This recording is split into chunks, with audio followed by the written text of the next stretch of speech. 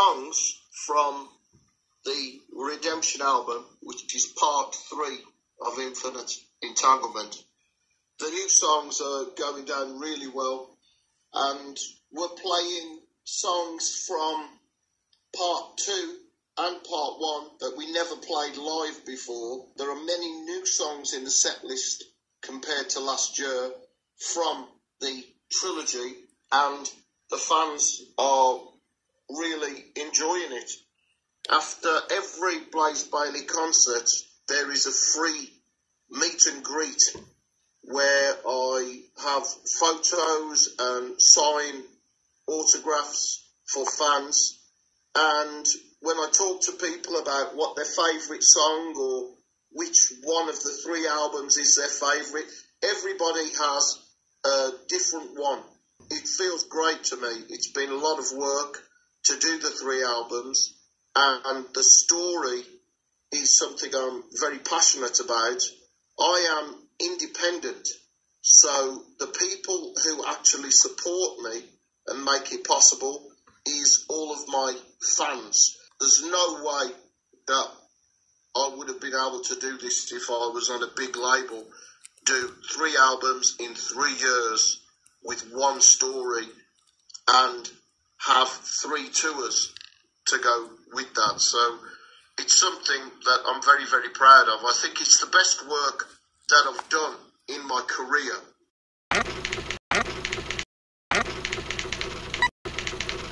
The idea started as a book. I had an idea for a story.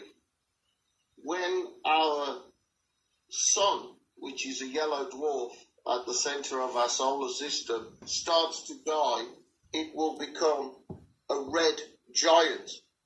And then people who are as rich as Bill Gates and the late Steve Jobs and Elon Musk, people who are that rich will be able to build their own spaceship to escape Earth, but they won't be asking any heavy metal singers on that spaceship. They will be asking billionaires to buy tickets to go to a new world on the other side of the galaxy, something that has been discovered by Kepler Space Telescope. It was the seed of the idea, and I started to write this story. And then when it was time to make a new studio album, that's all I had. These ideas and something written in a story form and some research that I'd done on transferred consciousness. And so I said, well, let's try with these lyrics. And it worked. And they went with the music. And it comes from a very human perspective, because at the centre of the story is a man that does not know if he is human. He is told that he will be wearing a special spacesuit that is surgically attached to him so that he can survive the mission of 1,000 years. But when he wakes up on the spaceship, he discovers that his consciousness has been transferred into a machine body.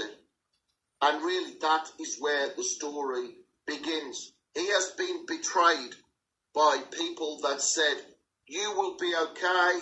At the end of this, your body will be safe. You'll return to look like a normal human being. But no, his body is gone. And his consciousness is now in a machine. He has a machine body, so he has to decide. He feels like a human. He thinks like a human. But what is it to be human? And he makes that decision and defines himself not as a machine, but as a human being. And this is the core of the story. Part 1. In part 2, the album is called Endure and Survive, and he must endure this journey of 1,000 years to get to the new world. And when he gets there, they try to throw him off the ship. He has killed every crew member while he was in a brainwashed deep sleep condition. While he was sleeping, they used his body to kill every crew member. Now they try to kill him because only genetically perfect DNA can reach the new world. And in part 3, the redemption of William Black. Then, with this incredible machine body, he manages to free fall from space and land on the planet. And then he is found by the indigenous people who treat him as a brother. Then he has a decision to make. Should he just take care of himself or atone for all of the bad things, the evil, the atrocities he has committed in his past? Should he defend these people against what he knows is coming, their total annihilation? That is where he finds his redemption. He says to himself, I can change. I am not a victim of my past. My past does not dictate my future. I can decide my own fate. I can take my fate into my own hands. And so that is where he starts to find his redemption. And that is the story of the album, Redemption of William Black. And many fans put the 3 albums into a playlist and play all 3 albums together sometimes, and it makes sense for them. So it's a very human story about failure and wickedness and greed and atonement and lost love and lost chances. So the entanglement is the 2 electrons in quantum physics that always know the position of the other paired electron. Theory says that across the universe, 1,000,000 light years away, the other electron will still know instantly where the first partner electron is. And so if we are made of electrons and atoms, then it should hold true that if you are intimately and deeply involved with someone, you will just sense what is happening to them. And that is the entanglement part of the story. We started before the first tour and before the first recording, and we worked in the summertime to get the first songs ready. And at that point, I thought it was 1 album. But by the end of the summer, and when I went through all of the songs, then I knew it was a trilogy, because there was 1 song which obviously was the end of the story, where he was standing on a new world. And so it wasn't 1 album. It was 3 parts of the story. The beginning, leaving home, starting the journey, then the journey itself, enduring that journey and finding out the dark truth, and then part 3, arriving and standing alone as a unique being, standing where no human has ever stood on the new world. So once I knew that I had this song, which had to be part 3, and I knew then, I said to the guys in the band, it's a trilogy, and we're going to do 1 album every year, and we're going to tour each spring. It's impossible for most bands. The record company will say, if we like the first album, perhaps we'll have the second one. But if it doesn't do well, we won't. But because I'm independent and I'm supported directly by my fans, I could say, right, it's going to be a trilogy. Every year we go on tour, every year we bring out the album. So all the time we were on tour, when we had days off, we didn't have a day off. We got together and we did writing and put new song ideas together so that when we got back home, we could go through those ideas and start turning them into the full songs for the album. So it's been a huge process over the 3 years. It's been huge. So it's a big relief that the trilogy is finished and that my fans like it and that I can just enjoy singing the songs. Every night I go out, I sing these great songs that we've written, all part of this really big story, and I don't have to think, what is the next part of the story? So it feels really, really good. I produced the album myself, and Chris Appleton, who is the guitarist and an incredible talent, he helped me with the production. So he was the co-producer on each album, and he took care of a lot of the technical details in the studio, and I took care of the arrangements and making sure that the songs were the way I wanted them to fit into the story. So I did it in partnership with Chris Appleton, the guitarist, and it's worked very, very well. And the good thing is there was no outside input whatsoever. All of the artistic and creative input came from the people in the project. There was no commercial interest or any of that bullshit that I had in my past. It was all about, is this great? Is this good? Does this song tell its own story so that if you don't know anything about the concept, can you still listen to the album and enjoy it as a normal album? Then, if you enjoy it, perhaps you start to become interested in the story. And that's how we did it. We wanted each album to stand alone as an album and put the songs in the order, not of the story, but we put the songs in an order that made sense as an album when you listen to it for the first time. It's been a lot of work, but I think it's the greatest work that I have done in the 30 years since I started in the music business. I think these 3 albums as a trilogy is the greatest work I've ever done. The universe puts us in the right place.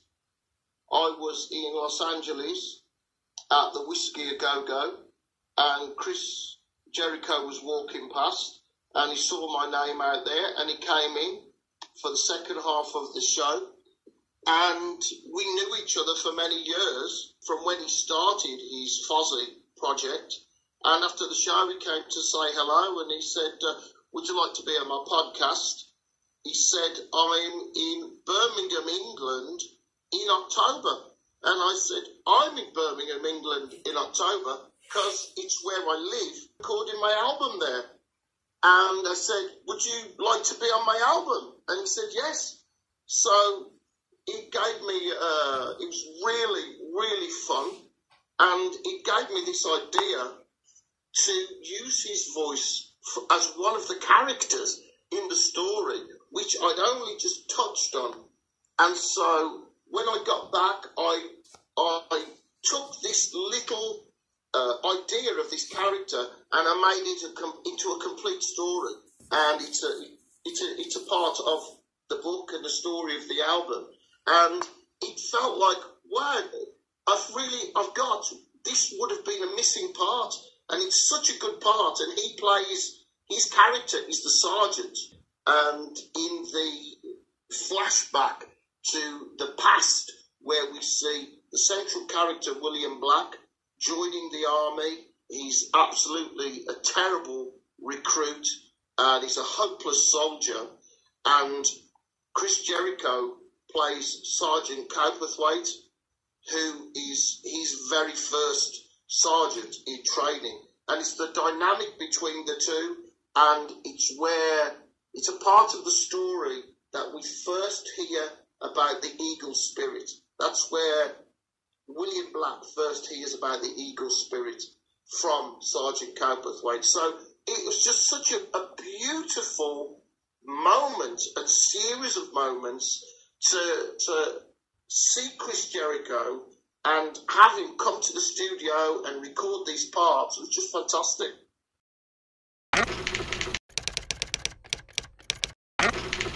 But what we have done is we do a different song from my past year. So it's the 20th anniversary of Virtual 11. I did 2 albums with Iron Maiden, and I've done 10 albums of my own. So we pick one song from Virtual 11 and do a Blaze Bayley version of it. So far, that's gone down really, really well, and fans have really enjoyed it. We did the whole album from start to finish. We played every single song from the Silicon Messiah album. So if you are interested in hearing a lot of different songs, you've got to come to every tour, because we changed the set list a lot. I'm very lucky. My fans are very loyal. They come and see me every year. They don't expect to see the same songs every year. They get different songs. And from the start of the tour till now, the set list has changed as we try to make it stronger and better. So it always changes. And people often come up and ask for songs and say, oh, why don't you play that song? And we simply say, because we played it last year. We're doing a tour to promote the album and the trilogy. And at the end of the tour, on the 26th of May, we are recording the whole set for a live DVD and live album. The live album will be produced by Chris Appleton. So that's the plan, is to be on tour. And we have so many songs that we're not able to play from Infinite's Entanglement trilogy that this tour will continue into 2018.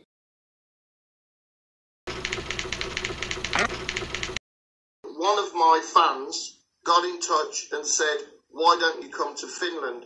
And I said, because no one will book me in Finland. And he said, well, if I can find someone to put you on, will you come? I said, yeah. And he did. And I came there first time, acoustic, with Thomas Faison, who does Nylon Maiden. And we came and played some shows. And they were just organised by one fan. And that started the whole thing for me to come back in Finland. So it is my fans, again, that are so wonderful, that make it possible for me to come on tour. So because I played Mantiharu that first time with Thomas Faison, acoustic, and they treated us so well, we said, well, we'll come back here every time. And then I was able to bring my full metal band. Nobody in Helsinki wanted to book me.